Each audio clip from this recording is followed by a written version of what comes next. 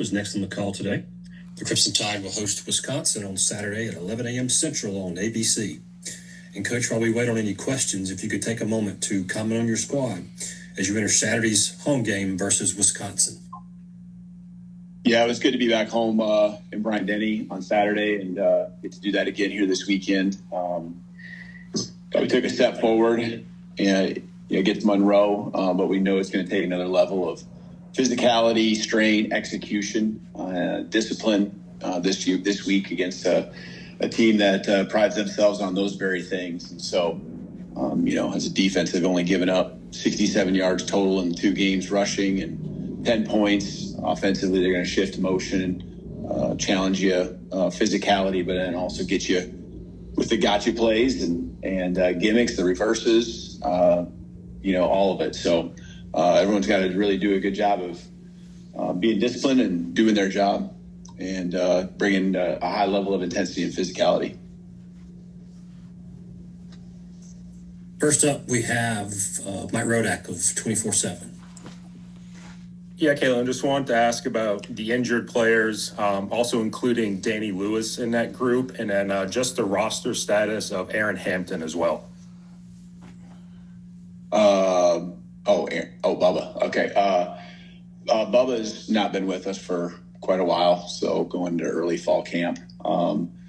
And injury status, help me out if I don't get someone that you want to know on. Jamarian Latham, and Jam Miller and TK are all going to be game time decisions. And so they're getting their work in, making some progress. And so, not much difference between all 3 of them, even though they are different injuries. Ryan as well. Oh, Ryan Williams, we expect him to play.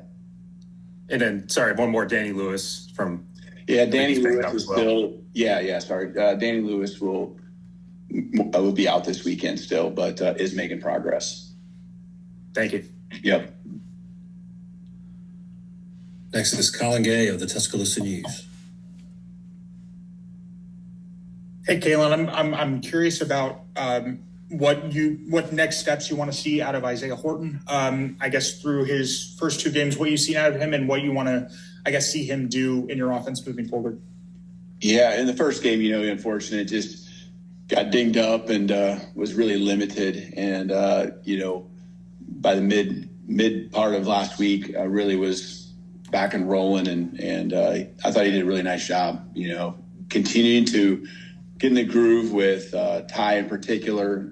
The more and more reps those guys get in practice, that you can see it coming along. And just been a good addition to the team from an intensity standpoint and, a want-to factor. He just love his attitude and what he does for us there. So it was great to see him get the catch, the touchdown, big target, quarterback friendly. Ty, I thought did a nice job, finding him and delivering the throw and then those guys making the play. Perfect. Thanks. Yep. Next is Nick Kelly of AL.com. Hey, Kalen, a year ago when you played Wisconsin, it was a fairly complete game that your team played. I'm just curious, what clicked there? What do you think worked well to be able to play that complete game? Yeah, I think we were consistent, and the consistency didn't mean that all of a sudden there was a barrage of points that went up on the board in the first quarter or the second quarter.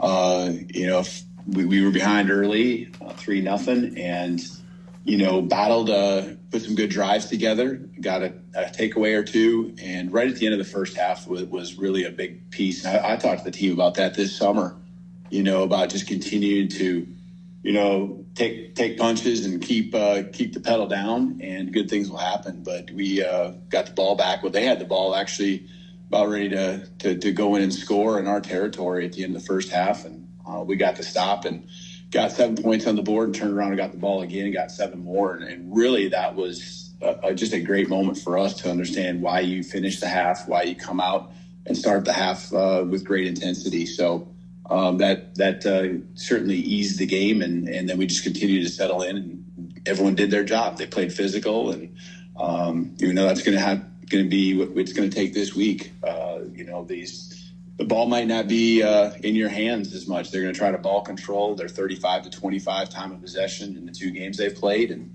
that's the style of game. They're going to run down the clock and try to keep it out of our offense's hands. Thanks. Next is Steve Moulton at WZZN. Hey, Coach. Hope you're doing well. Thank you. Wanted to ask you. You mentioned about Wisconsin from last year to this year. How similar or different do they look just through this early part of the sample size of the season? Yeah, the foundation defensively is certainly the same. Offensively, it's different with new coordinator and style of play there. But I don't know. There's a piece of me watching the games last year after we played them. I thought they raised their level of physicality and intensity. I don't know if that's what sparked it, but they played on another level. I've shared that with our guys, and so that's what we got to be ready for is them hitting the road and having that mindset that they played at throughout the back half of the year. Even though they came out on the short side, there were some games that they were in and pushed the opponent to the limit. And really, you could not help but notice the physicality on Saturday. And how much of the leaders have stepped up really since the Florida State game for your team, Coach? Yeah, we took a step for sure in the right direction, and we should. And no disrespect to Monroe, but we were just bigger and more physical there. The leadership was critical.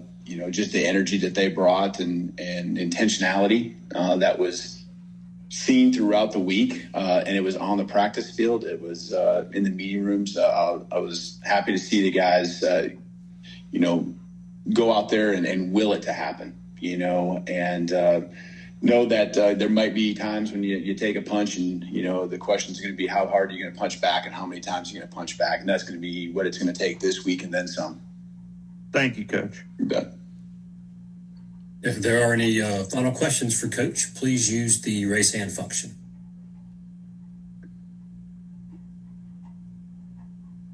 We have a follow-up from Steve. Yep.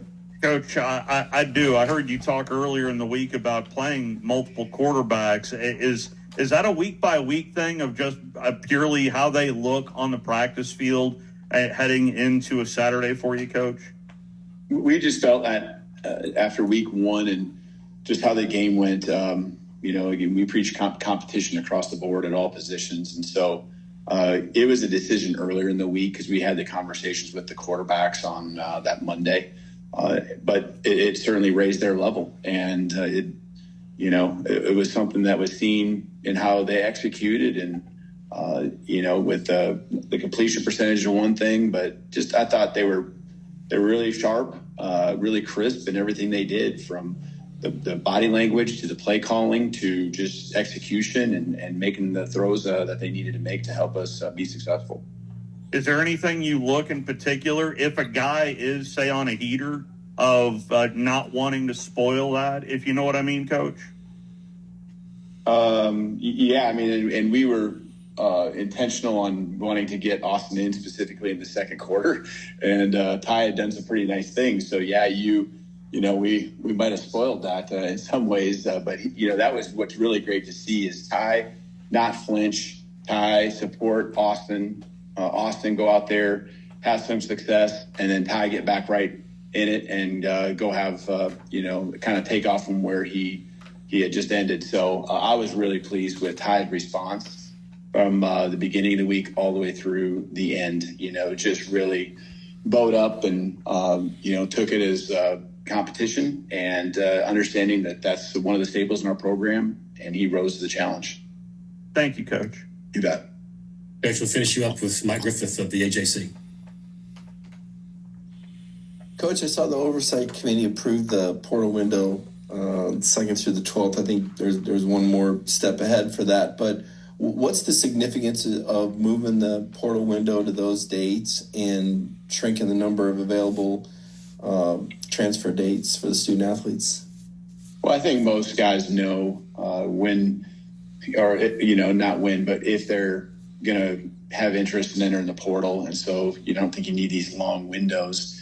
And especially when there's a lot of games left to be played, like you would have with bowl season, and the portal being through December really makes it interesting. You're having a lot of conversations with guys, and we didn't have a ton of transfers, but there's still enough where guys are either visiting campus or there's enough messaging out there. It makes bowl season really interesting for your team. Not just the coaches but the team, and it probably affected us in some form or fashion. But I think it's good. You got playoffs going on. You got things that you like to have your focus on in the season, and it's on your team and trying to be the best you can be and finish out the year. And then you worry about the portal. And I understand there's going to be games after that portal window too, with the semis and the championship, but it's a better solution than what it was. Thanks, Coach. Appreciate it. Yep, you bet. Coach, thank you.